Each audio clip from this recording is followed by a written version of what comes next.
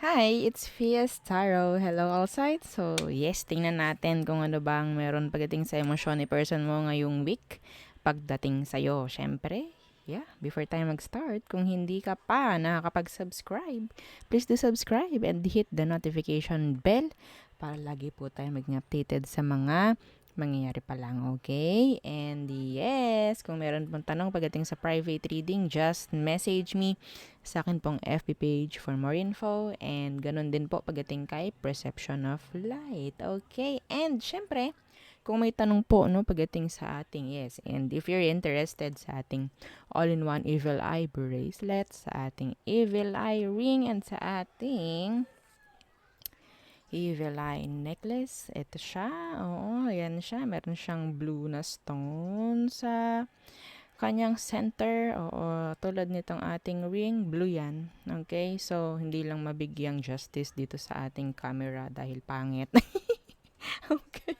So, yeah, may mga tanong po ano pagdating dyan sa ating mga items na evil eye. Oh, yan. Message lang po. Okay? And always, tandaan, hindi itong mga ito ang inyong bibilhin, no? Kundi yung mga nakapaloob sa kanila. Okay? So, kung masira, kung maputol or what, nandyan pa rin yan. Okay? So, yeah. Okay. So, let's start. All signs. Emotion ni person mo ngayong week for you. Aries, let's start with you. Okay. Aries placements, anong emosyon ni person mo ngayong week for you? What's their emotion? Ano ba? Kamusta na ba yan? Or kung ano man. Tingnan natin. The Page of Cups. Okay. There's an urge. Oh, urge talaga na kumontak. Okay. Na magsabi ng sorry or what. Yeah, the Temperance. They're like holding back or maybe trying to wait no sa tamang oras.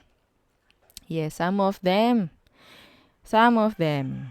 Parang ano eh, kung kayo ang may pagkakamali sa taong ito, hinihintay ka niya na mag-sorry ka sa kanya. Okay? Wini-wish ng taong to sana sabihin, parang ano eh, or wini-wish na parang magkaroon ng pagkakaayos sa inyo. Okay? And yeah, they're in their feelings, they're in their emotions pagdating sa'yo. Okay? So next, Taurus. Okay, emosyon ni person mo ngayong week. Pagdating sa'yo, Taurus. Okay. Okay. Taurus placements.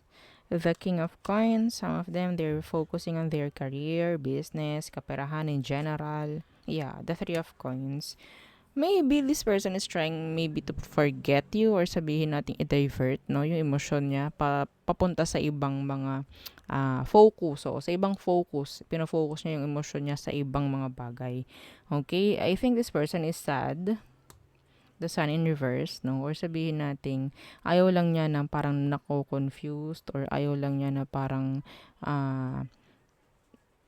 nalulungkot lang, no? Ayaw niya nalulungkot. So, siguro, naiisip ka pa rin, no? Parang hindi pa rin to nakakaalis sa inyong energy. Yeah, the Page of Swords Universe. Umahanap talaga ito ng paraan eh, para magkaroon ng sabihin nating pagfo-focusan na iba. Oo. Pero kung itong taong ito is karelasyon mo, okay, gusto nito na i-level up. No, may emosyon ito na parang gusto kong i-level up kung anong meron sa amin. Okay? So, yun. Next. Gemini. Okay. Gemini placement. Ano bang emosyon ni person mo ngayong week? Okay. Ano ang kanilang emosyon? Gemini. The Page of Cups in reversed. The Queen of Cups. Okay, they're holding back or maybe they're being shy. Parang hindi nila kayang sabihin yung totoo nilang emosyon sa inyo. Pero yes, nandyan yung emosyon nila. Okay, they love you. They're, ano yun, like, gusto nilang i-care ka. Mga ganyan. Pero andun yung parang nahihiya or hindi alam kung paano sisimulan or umpisahan. Mga ganyan. Okay? So, some of them, if they're not trying to talk, no, or to communicate, andyan yung pwedeng nilalagyan lang niya ng healthy boundaries yung sarili niya from you. Okay? I don't know why. The Page of Wands. So, maybe, ina-avoid nila yung parang marireject, madidelay, mga ganyan. Okay? So, there. Hey, parang ano yes, love ka niya, nandun yung emosyon niya, pero ayaw niya parang may spoil. I don't know. Next. Cancer. Okay. Cancer. Anong emosyon sa'yo ni person mo ngayong week? Okay. Anong emosyon niya pagdating sa'yo ngayong week? Cancerians. The Eight of Cups in reverse. Some of them, they can't move on. O kung ito is a past person. Some of you, ikaw to. You can't move on. Parang ganyan. Oh, the Lovers in reverse. Yeah. Some of you may pagbabalik. Okay? Pagdating sa taong ito, pwedeng Gemini, pwedeng water signs. Okay? Like you. Or maybe ikaw to. Pwedeng vice versa. Okay? So, the Eight of Cups in reverse, this is like, hindi pa rin totally nakaka-move on, hindi pa rin totally nakaka-let go. Okay? Nahihirapan pa rin sila. Hirap sila ngayong, yes, may separation dito. Hirap sila sa ganyang sitwasyon. Okay? So, next. Leo. Leo placements. Anong emosyon ni person mo ngayon? Ngayong week, pagdating sa'yo. Some of them, pwedeng water signs, Cancer, Scorpio, Pisces, and they're, sad, upset, mga ganyan. Iba sa kanila, ha? Overthinking. Yan, tingnan natin. Ano bang meron sa emosyon? The Fool. Okay. May chance na may gustong mag-take risk ng taong to. Yeah, the Lovers in reverse. Okay, yeah, the Eight of Cups in reverse. May pagta-take risk or sabihin natin may mga pagpaplano itong taong ito. Okay, pagdating sa kung anong sitwasyon meron kayo sa ngayon. Kung may separation, maybe they'll try na mag-take risk na mag-reach out. Okay? Si The Fool kasi sabihin natin, okay, sige, kahit ano. Susubukan ko. Parang ganyan eh. Okay? Yeah. So, there. Pwede may gagawin like if i-fix. Parang ganyan. Next is Virgo. Virgo, ano emosyon sa'yo ni person mo ngayong week? Virgo. Okay. Okay. So, the Ace of Wands. Andito yung energy ng passionate. Okay, nandiyan yung attraction. Some of you, this is wanting na magkaroon ng second chances, mga ganyan. Okay, the High Priestess in reverse. Okay, so I think emotion nila, gusto nilang i-open up, no? Yung kagustuhan nila pagdating sa'yo. Okay? So, yeah. See, the Empress is here. So, that's energy ng growth. Gusto nang may pagle-level up, ganyan. Being open, pagdating sa kanilang emosyon. Some of you, this person is passionate talaga pagdating sa'yo. Okay? So, talagang parang physically attracted rin. Okay? So, there. Next. Libra.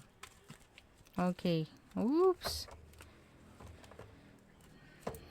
Okay, Libra. Emosyon ni person mo ngayong week. Pagdating sa'yo. Shuffle ko lang.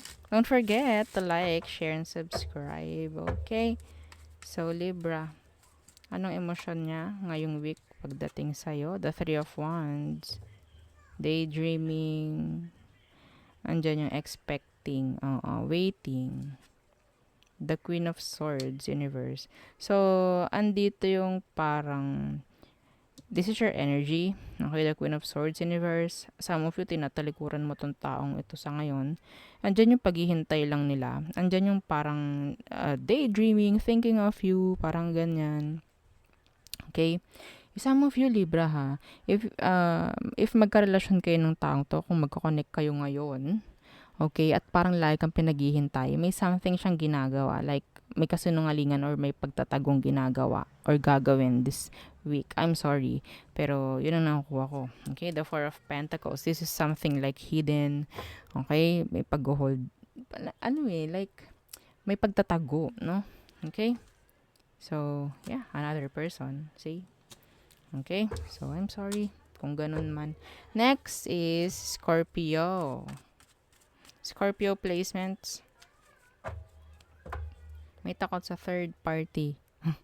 Okay. I don't know kung kanino yun. Pwedeng kay Libra, pwedeng sa'yo, Scorpio. Okay. So, Scorpio, anong emosyon niya? Ngayong week, pagdating sa'yo. The King of Swords, yeah. Takot. Okay? Pwedeng may gumagawa ng hindi tama. Again, another. This is a third party. This is side dick. Side bitch. Okay? Yeah. Okay? I'm sorry. Yan na naman tayo sa mga ganyang salitaan, no? Yeah, may involve. Okay? So, some of you, pwedeng ibe-breadcrumb ka nitong taong ito. Ima-manipulate ka. Okay? Makikita mo parang, uy, parang may bago Parang, kakaiba ka ngayon Parang ganon. Yes. May something silang tinatago and ayaw nila yun na parang, mahalata mo. Okay? So, gagawa sila ng way para, yun nga, parang, I don't know, para hindi sila makonsensya sa mga ginagawa nila. Mga ganun. Okay? Some of you, Scorpio, this person is, parang nawawala na yung attraction, if ever. Yeah. Parang nawawala na. Some of you, kung kakonek mo to, hindi sila nagiging totoo sa'yo. Okay? Hindi sila nagiging totoo. Okay. So, next. Sagittarius. Anong emosyon ni person mo ngayong week na paparating? Sag.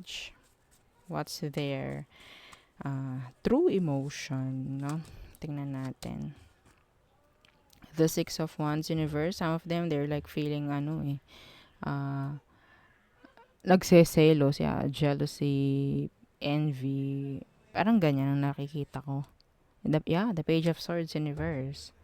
Some of them, they're stalking you. They will stalk you. Okay? By next week. And pwedeng iniiwasan na rin ng taong to na ayaw niya makakita ng ng kung ano-ano pagdating sa'yo. Ayaw niya may malalaman na something like ipagseselos niya. Okay? So, kapag nangyari yan, dadrop ka niya talaga. Parang ganyan. Maybe some of them, this is their way para madrop ka. Okay? Para makagawa ng dahilan para ma-drop ka totally if ever. Okay? So, yeah. They're making effort Next. Capricorns. What's their true emotion, no? Ngayong parating na week. Oo, pagdating sa'yo, Capricorns. Ano ang kanilang totoong emosyon pagdating sa'yo, Capricorn? The Devil in reverse. Some of you, ikaw itong tumatalikod sa kanya, no? May Kainaman. Well, iba naman talaga sa inyo, no? Talagang tatalikuran mo to. I don't know why. I don't know. Oh, no. If this is a past person, I think, may energy ng past person dito because of this Ten of Swords in reverse. This is like a repeat. Okay, some of them, they want to make an offer, a new beginning, a new connection, or whatsoever. Okay, forgiveness or what. Andyan yung pagtalikod mo. So, maybe, may mangyayaring action from this person. Okay, so, some of you, i-reject nyo.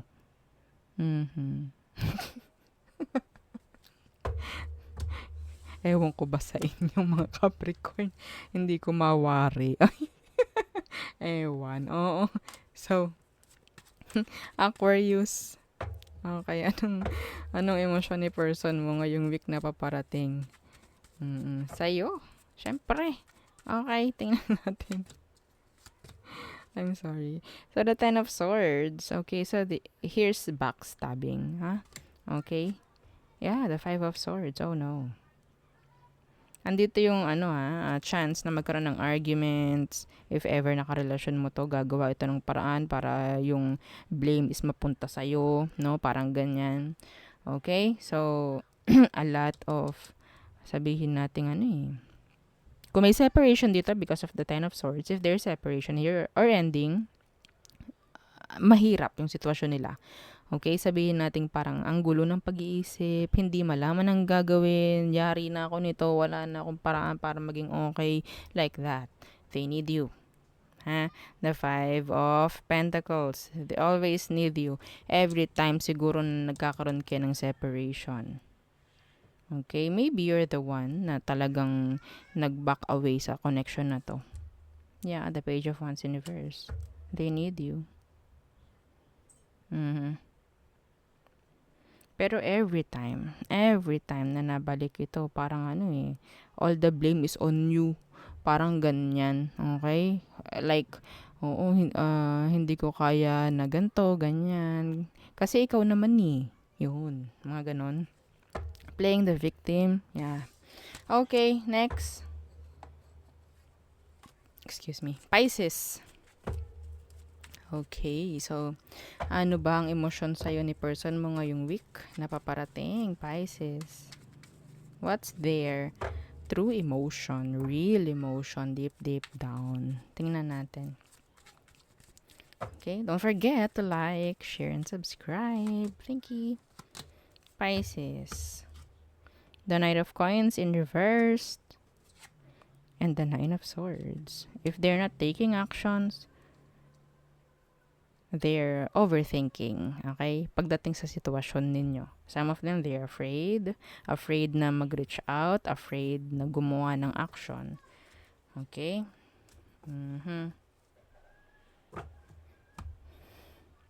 Iniisip ka palagi. Yeah. Okay? Iba sa inyo kung kakonect mo to sa ngayon, nandito yung parang nakukonsensya siya. I don't know why, because there's an energy of parang may gumagawa ng hindi tama dito. Ha? Yeah, the Magician in reverse. Okay. Masyado nang mahaba. Okay, so, emosyon nila, pagdating sa'yo, lagi kang iniisip. Mapa-separation man or in a relationship ka man dito sa taong ito, iniisip ka ng iniisip. Okay, kasi there's something odd. Okay, may odd dito, may mali. Parang, okay? So, nakukonsensya sila sa kung ano man. Okay, so yun ang ating reading for you. All signs. Okay, again, don't forget to like, share, and subscribe. Yes, and follow our FB page. Thank you.